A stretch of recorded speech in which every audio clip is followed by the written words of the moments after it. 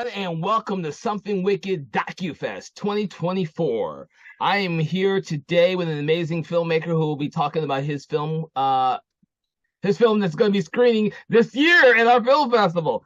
It is Invisible Corpse, and it's about something that I actually am very interested in now after watching the film. But I'm not going to be talking about the film myself. I'd rather let the filmmaker talk to you about the film himself. So Chris, tell everyone a little bit about who you are, what you did on your film, and generally what is your film about, Invisible Corpse. Very good. Thanks, Kevin. I appreciate it. First of all, thank you for taking the time. Really, really do appreciate it.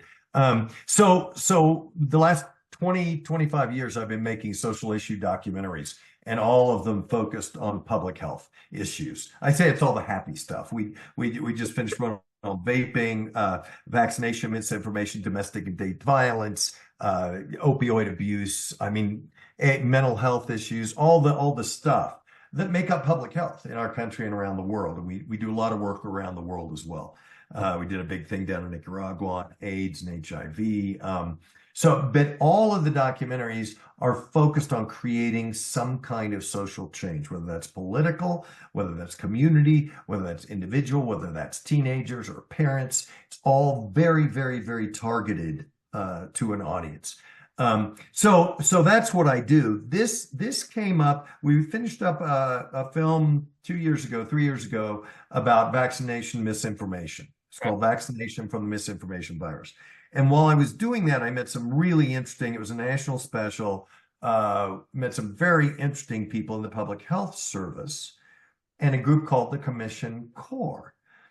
And I was talking to them, and every once in a while somebody'd show up at a screening, they'd be in a uniform, and I'd go, "Oh, thank you for your service." And they go, "You're welcome." And I'd say, "No, are you in the Navy?" And they'd go, "No, we're in the public health service." And it's like, wait a minute, what is this uniformed service doing public health thing? And eventually, Admiral Pamela Schweitzer, who was an assistant surgeon general, the first woman assistant surgeon general in the country, she gifted me a book, which is sitting right here, called Plagues in Politics. And it's about the 200-year history of public health in our country. And it's an amazing history. I mean, why did malaria not spread like wildfire in our country, and how did we stop it? The Commission Corps of the Public Health Service. That's why the CDC is based in Atlanta, where you are, is because of the malaria epidemic way back when. I mean, nobody, I didn't know that. How did fluoride? Why is that now, taken care of in our country? It's the Commission Corps. You can go all through history and you see some amazing things. Remember the Ebola crisis, Kevin? Remember the Ebola crisis? You know why it didn't get to our country? Because 40 Commission Corps officers, and then eventually more, went to Liberia. And we start the film in Liberia with those Commission Corps officers going into Liberia to a disease that was incurable, that was 85% fatal. And they are there to stop it partially from coming to our country. Nobody knows this stuff. And I thought, geez, this is an amazing story. Yeah, and the other thing, I get all worked up, I'm sorry. You look at the Surgeon General, right? And everybody always asks, why is he in uniform, or she? Why are they in uniform? Well, because they run the Commission Corps, the general of it's like the general of the Army, Navy, Air Force, Marines, right? It's an amazing thing. So we wanted to do this film, and the more I learned, the more excited I became about telling people. And the more excited I became about this being a non-political issue. Mm-hmm. And so we interviewed people from the right, the left, and the up and the down in public health. We interviewed the last 5 surgeons general. Oh, 5. Okay. We interviewed the last the secretary, assistant secretary for health, Brett Giroir, under President Trump, and Jerome Adams was under President Trump, and then we have, of course, Vivek Murthy, who's now under Biden, and he was also under Obama. But what was fascinating to me is they all talked about the same thing, which was public health is a apolitical issue. It's important for us to understand how it works upstream, and how, and this statistic amazed me, somewhere around 50 to 75% of the healthcare costs in this country are for preventable diseases. So if you look at that, and if you can work upstream and prevent the diseases, think of the billions and trillions of dollars that would be saved in this country, and lives, not to mention lives. Yeah. I mean, so that's how I got into it. And that's how we targeted the film. Sorry, I get off on the tangent. That's fine because you mentioned that in the film, and I was like, certain aspects of it, I was like, oh wow, really? You're yeah, the Commission Corps is really in the public safety is really about trying to prevent stuff before it becomes a much bigger problem and a more costly problem in the future. And like Yes. I said, I didn't know who they were until I saw the film. So it was fascinating to me that realized that your film goes through. You say it was 200 years, 200 years. 200 years of history. It started way back. It started, I mean, you look at Ellis Island, right? We all know Ellis Island. Angel Island, which is the Ellis Island of the West Coast, just off San Francisco there, and the southern border. I mean, it's the triangle of immigration, right? And that's where they started. They were there to protect us from diseases coming in, but they were there to take healthcare and get these people healthy and check them and keep them there until they were healthy and bring them in. That's where it started. And it started really, as Jerome Adams explained so well in the history section of the film, which is sort of near the beginning. He talks about the fact that it was originally because of all the epidemics. I mean, you had, well, malaria, of course, but you had all the other things that were going on at the time, and the plague and whatever. We were really trying to protect the country. And that's where it started. And then they were the ones who took care of it was for sick and disabled seamen way back when. These folks were taking care of veterans before there was a VA. I mean, it's amazing, all these things. And the other crazy part of it is, which I now understand better, there are 11 categories. This was really sort of confusing. I mean, you'd think doctors, obviously, nurses, sure. Veterinarians? Wait a minute. Well, when you look at 85% of diseases are zoonotic and that the animals pass them to humans, it makes sense that veterinarians are in public health. Engineers, sewage control, public health issue. That's an engineering issue, right? So you get all these different psychologists, psychiatrists, therapists. I mean, it goes on and on and on and on. There's 11 categories. And the thing that makes it difficult to get a handle on is they are in every aspect of the federal government. They are in the CDC, the NIH. They are in the Department of Defense. They are in, you go through all the things. They are the ones who run the healthcare in our federal prison system. They are the ones who run the healthcare and really do an amazing job. It's a whole section of the show in the Indian Health Service. You have pharmacists. You have, and what's interesting is they are this interesting link, and they sort of bring the lens of public health into every area of the federal government, which it needs to be because it's there.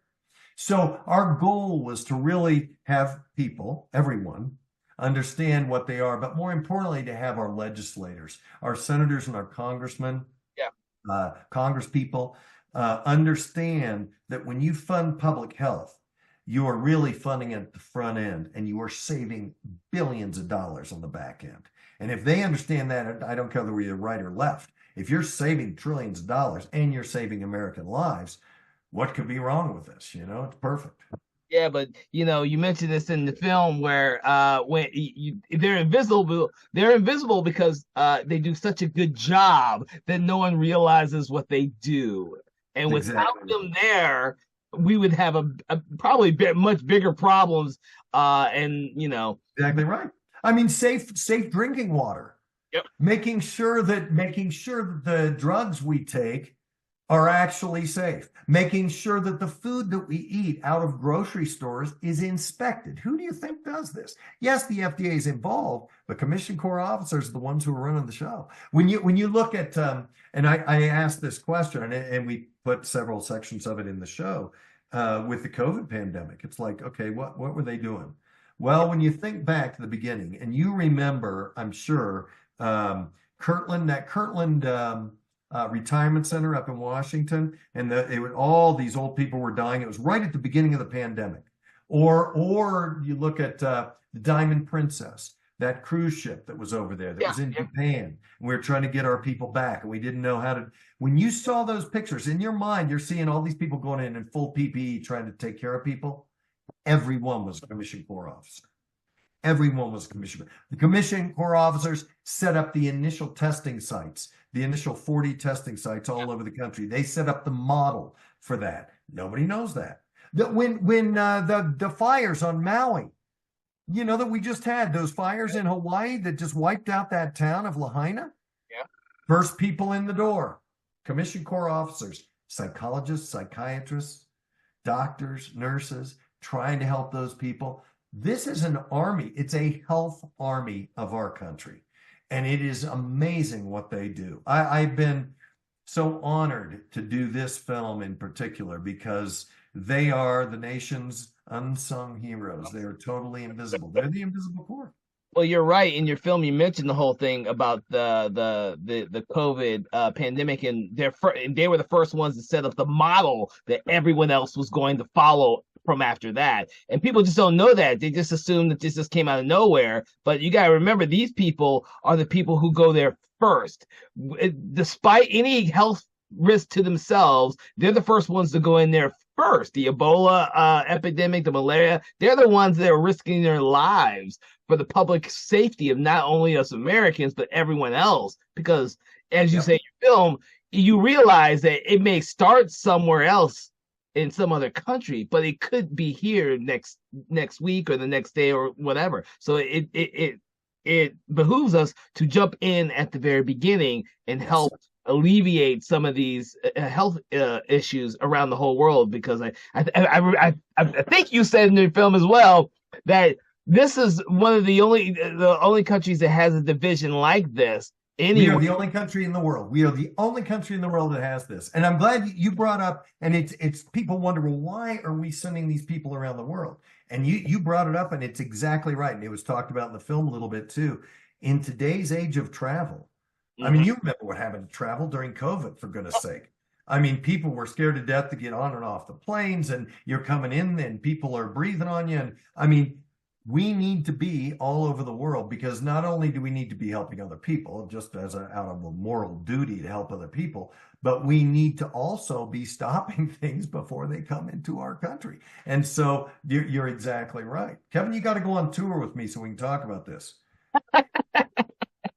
Well, before I watched your film, I had an interest in I have an interest in of diseases and plagues and stuff like that before I even watched your film, because I find it fascinating how, and I've always noticed this, that a lot of doctors and people who will go into other countries regardless of their own safety to figure out how to find cures or how to treat these diseases. And so I just automatically had a interest in that. And then of course your film talks about those people who actually do it first because it's part of their duty, but they're also an armed not say armed forces, but they're like they're a government who which I never knew about. So it was they are armed with vaccinations. They are armed with information. They are armed with all the healthcare stuff that we need. I mean, it's amazing to me, and you're absolutely right. As when I meet these people, every single one of them is dedicated to helping other people in ways. And you're right. I mean, they risk their lives, and because they're a commissioned service, they can be called into duty, just like any service, any armed service. You're going to go here, you're going to fight this war. It's exactly what when 9/11 happened. When 9/11 happened and New York was in big trouble, they immediately, and we couldn't fit this all in the film, but they got the call. Their people were the people who went in. I think they sent in 4,000 people, and they were in there doing dangerous. I mean, they don't know what they're breathing. They're trying to do all the stuff. Or that the Ebola thing is the one that's why we started the show with this. They went into Liberia, Monrovia, and set up a system. There still was no cure at all. And they're going in there, and all these nonprofits were sending doctors in from all over the world, but the doctors were dying. and the nurses were dying. And they were all starting to pull back out, and it would have been a disaster. And President Obama at the time called the Surgeon General, called the Secretary, Assistant Secretary for Health. They sent people down there. Boris Luzniak was the head of it. We interviewed him. We talked. He talked about it. Scott Giberson headed up the unit that went in there, and they trained, and they sent in doctors and nurses and epidemiologists and psychologists. They had to be in full PPE, and they went in to take care of those first responders who were already there dying. And it was an amazing setup. They were, I can't remember how many months everybody was there, but my goodness, the stories. I wish we had more time in the documentary, but we start and end the documentary with that. So as a documentarian, what was interesting to me is, and you do this too, because you do the same work I do. How do you hold people? How do you grab people by the heart? How do you make them want to watch? And in my case, want to do something about it? What do we want them to do at the end of this show? And I think as you think about it, as I told you earlier, I'm not sure if it was in the interview or before, our goal was to have federal people who are making decisions, senators and Congress people, understand how important not only this group is, but public health as a whole is. And then assign the appropriate amount of money to that to keep people safe and healthy, to save money on the other end. So we targeted that as we designed the show. We also broke the show down to, if you go to invisiblecore.com, you can see we broke the show down into, I think, 35 short pieces that can be used and are being used around the country now to have people send to their Congress people or whatever. Hey, do you know this? Do you know that? Do you know this? And so we broke it down that way. But then we did 4 screenings in the DC area last October. Our narrator, Allie McGraw, who is an absolutely spellbindingly wonderful woman who many older folks will recognize from the movie Love Story. And she was the #1 woman's box office worldwide in 1974, 75, 76, somewhere in there. And she is so dedicated to making a difference in this world. So she came with me. We went to DC and we did all these screenings. And she was there, fighting the good fight, trying to explain why this is important stuff. But I think, and our hope is that this makes a difference. And then we also had to tell, and this was the tough part. And again, it's a documentary dilemma. Our government has done some bad things. Tuskegee, Native American women's sterilization in the 1970s, unbeknownst to them. I mean, we had to explain that as part of the overall story because that's important for people to understand. And I think we did that. I mean, you tell me. I think we did that in a way that is understandable. That is not. We aren't apologizing. We're saying here's what happened and here's what they did and here's why it was bad. 40 years of Tuskegee. Good God Almighty.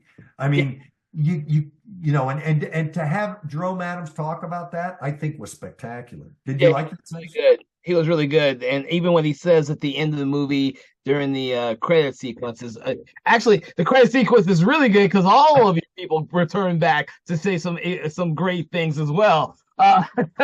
But he was very convincing on when he was explaining everything in regards to what happened during the Tuskegee Airmen debacle. Tuskegee, the trials, the syphilis. Yeah. So, because to be honest with you, I didn't know all the details either, and he was able to convey them in a very short amount of time, in which I was able to understand the purpose and the reasoning behind everything and the outcome that happened afterwards. Yeah. And one of our hopes too is, and President Biden, if you're listening, our nation needs to apologize to the Native American population, the first Americans, about all the sterilizations that they did in the 70s. That needs to have an apology. We had Clinton apologize for Tuskegee, and we put that in the show. We need to apologize to them for this too. But I think these are small parts of the overall picture of trying to keep people healthy and safe. And when you look at that and you accept that and you acknowledge that and you move on, the amount of good that has happened. I mean, the smoking. When you look at how our country is different than like Europe, have you been to Europe? Everybody's like puffing and going. In South America, the same way. And it's like, but in the United States, You know, when in the 1960s, when the Surgeon General and the studies that were done through the Public Health Service said that it was cancerous to be smoking and secondhand smoke and all that, and we're doing it with vaping now too. I'm glad and I'm proud of that fact. But to see the difference in our smoking patterns, how many lives has that saved over the last 40 years? It's a pretty amazing, or actually, what, 40, 60, 80, 60 years. Oh, It's incredible. It's yeah. incredible what they've done. Yeah, you put all the information in to see how different it is between. I think it's when they first did the survey, and then you did two other times in which it is, and it's gone down really low now. Oh Like yeah. themes or something like that. I was like, wow, that's eye opening because you don't ever think about it that much.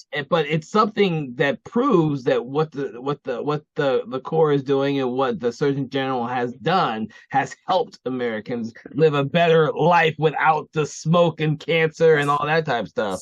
Yes. And I tell you, I would never want to be a Surgeon General. I mean, you saw that. These men and women, oh my gosh. And they all talk about it too. We talk about politics. We talk about how it shouldn't be political. And I think Jerome Adams, Admiral Mortsugu, Boris Luzhniak, Richard Carmona, all of them have done such a good job explaining that how difficult it is to bring these issues up in front of the public when the person who appointed you, your boss, Yeah. is a political animal. And it's true on the right and on the left.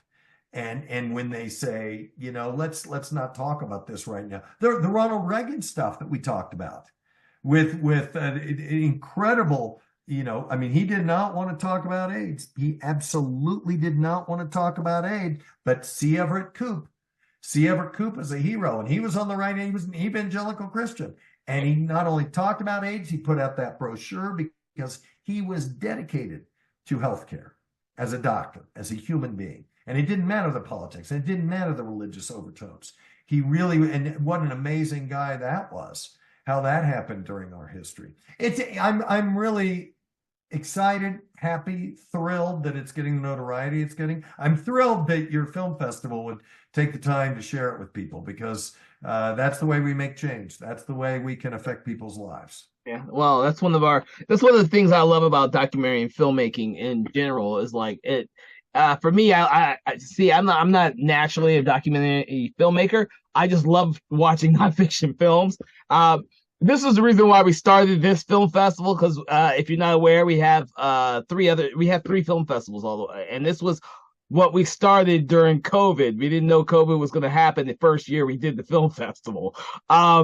But the ideal is that so many of my crew and my partners love documentary films because they do elicit some type of change, hopefully, which is why we break up the categories the way we do is we want to see these types of films. We want audiences to see these types of films because they do affect us.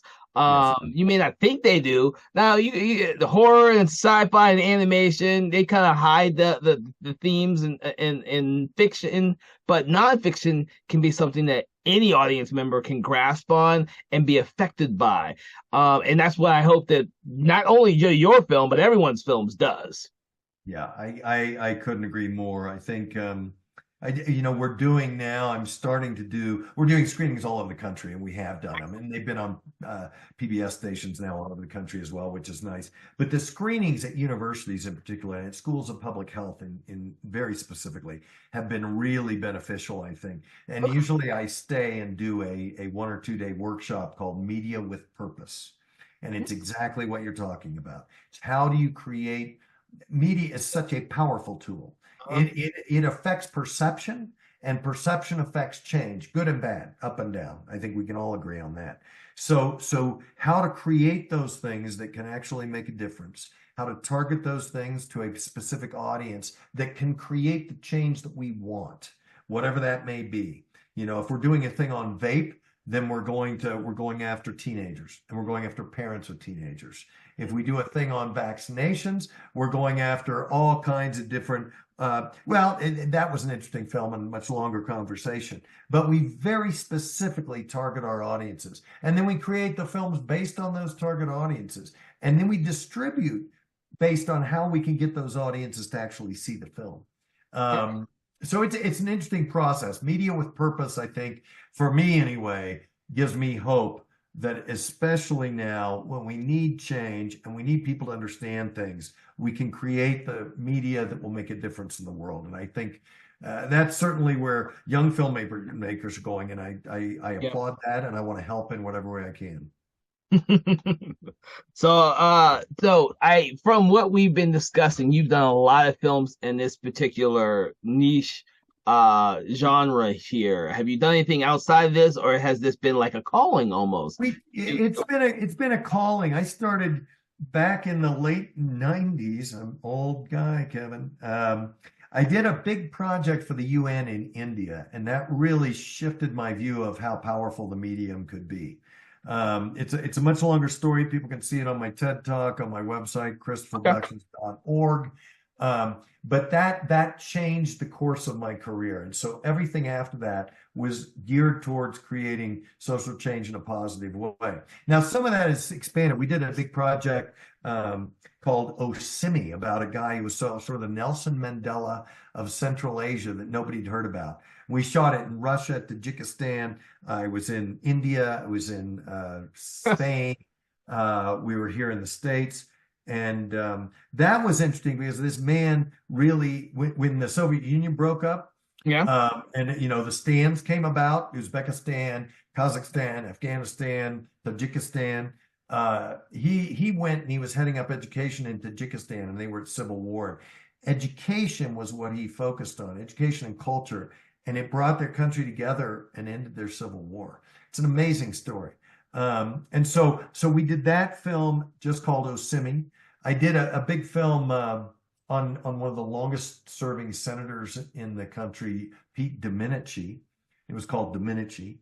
And he did some amazing things that were tied across the aisle. He was a Republican. He worked with Clinton, and it was at the end of the Cold War. And he and a guy named Fred Thompson. You remember Fred Thompson, who starred in Law and Order? He was Yeah. Tennessee's senator. So Yeah. he and Fred Thompson went to Russia and went to their Los Alamos, which is called Sarof. First Americans ever to visit. This was all clandestine. Nobody knew about this. And it was right after the Cold War. And it was like, where are all the fissometers? Where are all the nuclear weapons now that Russia's breaking up? This is a scary thing, right? They took care of that situation. It's a long story, but it's pretty fascinating. So I've done some things like that, but they all relate to health and safety, Oh. health and public safety, sort of in that way. But all my work has been in that regard, and it's all still out there. It's being used by schools all over the country, and every kind of topic imaginable, all the happy stuff, mental health things. Well, that's the interesting thing about talking with you, because you said a lot of your films are made for kind of like more like a public atmosphere. You want them to be, since they're part of public change. You're Yes. probably playing in a lot of universities, a lot of schools. You're not Yes. going for the traditional distribution type thing. That makes it very different, because I know a lot of filmmakers out there who might be watching this don't know that you don't have to have a theatrical release for your films. There are other avenues for your films. See, we live in this incredibly wonderful time where distribution can happen, as you know, at a moment's notice. I mean, you can be easily into millions of households in seconds via social media. So as a result of that, and we talk about this a lot in my Media with Purpose class, how do you fund your documentary? It's actually pretty simple if you do it the right way. It's really simple. I mean, I'm from New Mexico, right? I'm in Albuquerque, New Mexico. And New Mexico is a poor state. I have never had a problem funding any of my documentaries, even if they're just statewide, but statewide or nationally or internationally, because if you go upstream from the issue, and if you switch the model from, listen, I'm not looking for investors. You're not going to get your money back. There's not going to be any back end distribution, millions of dollars pouring in. This is a cause, and this is a cause about an issue. So you look for pieces of money for people who have interest in that issue from a variety of just different standpoints. And then you put all that money together, and then you've got your budget. It's a longer story than this, but it's a way to make it happen. It's issue oriented. If you look at the credits to this show, You look at the people and the organizations who have funded this Invisible Core show, it's public health people. It's people who have an interest in keeping people healthy and safe. And it's a wide range of people and organizations. And I mean, I'm a producer, right? So I've spent time funding these projects. How are you going to fund it? But there are ways to do that. And there are absolutely, and especially now, because films can be shot in such a way, this is not a big crew. You know, when you shoot documentaries, I mean, heck, how many documentaries are shot on iPhones now, right? How many documentaries are shot on iPhones? You look at, what was it? Citizen, what was the one that won the Academy Award 5 years ago? It was the guy who the NSA, he was the NSA whistleblower. And it won the Academy Award for Best Documentary. He's now in Russia. Yeah, I know. And it was a writing team who was writing for The Guardian in London who found him, and he came in and he was going to give them all the papers, and somebody there had an iPhone, so they're interviewing him with his iPhone. The beginning 40 minutes of the documentary is from an iPhone. It's about the story. You don't have to have a huge crew. My crew's maximum are 3 or 4 people. Yeah. And that's all you need, you know, and you shoot on location, you cut down your budget in that way, spend more time on the post. You spend most of the time in pre-production. I spend, like with this film, I did about 1.5 years, 2 years of research before we got out of the box. And every one of my films is 1 to 2 years of research leading into the filming. And it works really well, because then our production schedule is really tightened, which saves us a lot of money. And then the writing takes place, of course, with documentaries, unlike narratives, the writing takes place after the filming, although you have to have a good, nice, solid outline.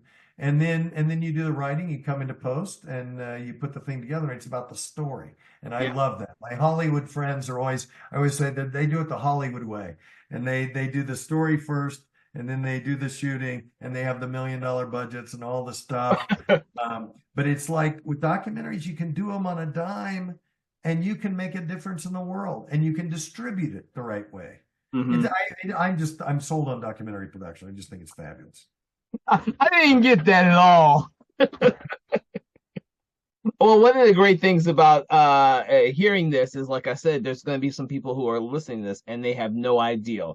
And this is a way for younger filmmakers, especially documentary filmmakers, especially, to find a way to get their story out there and it not take years of trying to find money, because you can find money if you have a story and a cause to hook people on. I guess is the best way to describe it. I get so excited about this. I want to tell you 2 things. I'm going to be careful about one of them. I just judged I judge regional Emmys all over the country. Oh, nice. I just judged one from Atlanta. I can't tell you, I can't say much about it because I just judged it and your Emmys have not taken place yet. Mm-hmm. It was a spectacular film. It was shot minimally. It was about the story. The person was a great writer. The person, I know, and it was interesting because the way they described it in the synopsis before I watched the film, they said, listen, I was just so engaged in this story, and they told the story, and they did it on a dime. I got to believe they didn't spend any money. It looked great. It looked great. They did a great job shooting it. They did a great job writing it. But you can do all that now. You can do all that now on your phone and on all that can happen. Same thing happened, and it will win awards. This one that you'll know about it if you haven't seen it yet. There in Atlanta, it'll be all over the place soon, I'm sure. But I just judged the Cannes Documentary Film Festival, whatever it's called, in Cannes. And one of the best films was done by a young woman who shot her whole film on an iPhone. It was about carbon. It was about carbon offsets. We've all heard of that. Carbon offsets, you can get them now. We want to be carbon neutral by 2020, whatever it is, or carbon this and carbon that. It's all baloney, Kevin. It's all baloney. It's an amazing documentary. And it talks about that. And I called some scientists, friends of mine, and I said, would you look at this? I'm just curious. And they go, no, she's right on the money. It's all baloney. It is an excuse for us to pollute. Oh, I'm going to go ahead and pay extra money to fly on Qantas to offset the carbon that the thing is putting out.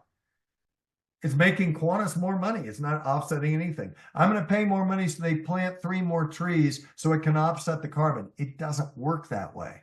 We did a documentary called Healing the Earth, the first millimeter healing the earth. It was about carbon sequestration in topsoil. That's how it works. There's a lot of different things. Anyway, back to the story. She shot it all on her iPhone. She's going to win a zillion awards. She's going to win at Cannes. And it was all shot on an iPhone. It didn't cost her $1 million. I would be surprised if it cost her $10,000. Oh, wow. And it was because she wrote it so well, and she did the research, and she did the background. You can do that now. And it's very exciting to do that. Well, I also, the other thing is, and we joke about my being old, and I am old, but I think what's interesting is I think the last 10 years of students, maybe last 10 to 20 years of students, are very causal and purpose driven. They want to make a difference. They are into global climate change. They are into human rights. They are into LGBTQ rights. They are really strong proponents of creating these changes. And that excites me because filmmakers today who are younger people can do that and can do that with their films.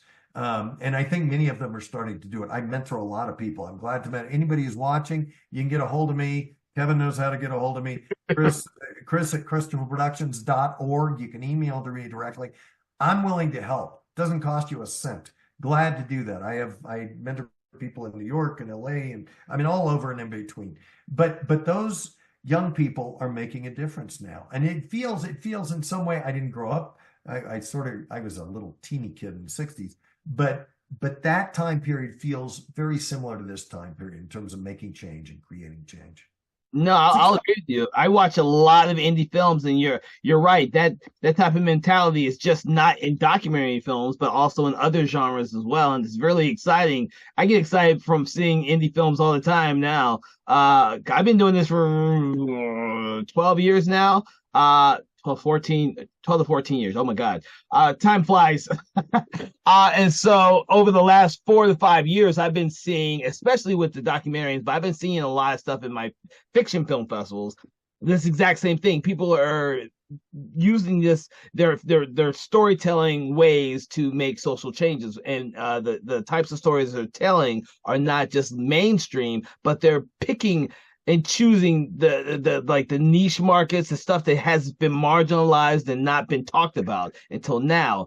And I'm seeing, you're right, you're seeing a lot of stuff on iPhones and I'll say cell phones in general, because everyone's got a great freaking camera on their phones nowadays. That's exactly right. And who's going to watch? Listen, if you're trying to create change, who is going to watch? If we were I told you we're targeting senators and congress people. Mm-hmm. How many of them are going to watch a 1-hour television special? Zero. They don't have time. They don't. I get it. They are busy people. And that's why we have made these short segments, little pull-out pieces, little stuff. How did this change happen? How did Ebola? How did we stop it? What happened with, all these little things that are going to hopefully influence how they see public health and how they essentially fund public health is really important. And we shot it so if you look at just sections of the film now, we shot it so that you can see it on some screen this big. And that you shoot differently for that, right? Because it's not the big gigantic, I've seen my film and it's fun to watch it on the big screen. It's spectacular in big theaters, and I've seen it in big theaters. And it's great, the sound and but most people are not going to see it that way. They really aren't. So you have to take that in mind, as that sort of goes into the creative end of it, which I love that part as well. It's really great because the creative end of it, the writing, shooting, how you're going to shoot it, what are going to be your stylistic devices, how you're going to figure out how to make those transitions, that all has to be figured out in pre-production. You got to figure that stuff out so you can do a great job in post. So it's not foreign to you and you go, well, now what are we going to do? No, that going in the door. When you open up the door and you start shooting, you know why you're shooting this way. You know why you're setting these people up this way. And that's really important. It is. Well, It has been a great time talking with you about your film. And is there anything you would like the audience to take away from your film before we end our interview for this time? No, first of all, again, thank you and thank the film festival for taking the time to show this and to do the interview as well. Really, really appreciate that. If people want more information about the film, it's invisiblecore.com, spelled C-O-R-P-S like corpse, but invisiblecore.com, all one word. If you're interested in more about me or these classes, or you need mentorship or whatever, I'm glad to help. I mean, that's where I am in my career now. It's Christopher Productions.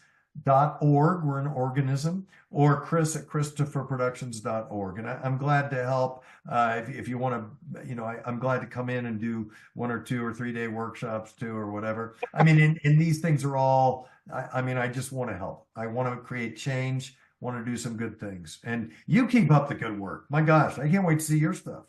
I hope I get some films done in the same vein as you are.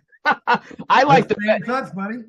Yeah, well, I will end with this because you mentioned that you broken this film up to make it in segments, but to be easily digestible for watching stuff on the fast. I will say that the way that the film is presented, you can easily do that. And I wanted to comment to you on that because I love that aspect of your film, because what it does is, like you talk about different the malaria, the Tuskegee experiments, and it's a snippet that you do from the past, and then you go to the future and how it affects that particular thing you're talking about. And that right there is a great aspect on the format for your film. And I hope that when people watch it, they kind of consider that, because it makes the film, it's not like just a simple linear film.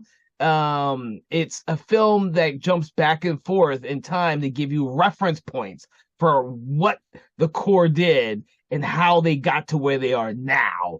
I thought that was, I'm so glad.